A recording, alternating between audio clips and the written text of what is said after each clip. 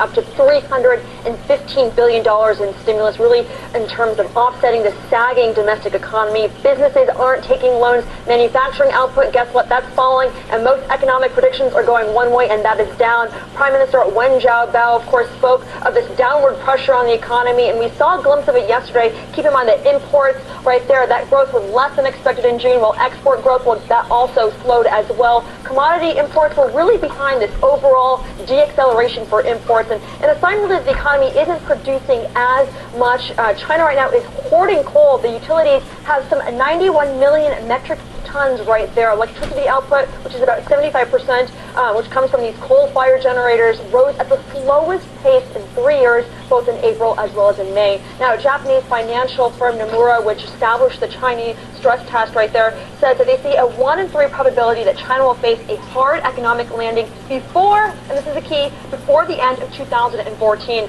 Now, the all-important GDP number will come out on Friday, the 13th. Is expected to show that China's economy expanded at about 7.7% now in the second quarter. That would be the slowest pace in 3 years. We rarely talk about the second quarter numbers as we compare it over the year. We usually talk about the annualized number over the year. So this chart is very interesting because, as I mentioned, it would be the slowest in about 3 years. But take a look back in 2007. We had a high right there in over 30 years of data that we have at 14.5%. So really, how do you make sense of all these negative signs, Susan? Well, with the slowing June consumer prices and the possibility that July CPI growth will also be less than 2%, well, that may, Susan, provide some greater room for policy easing very, very soon.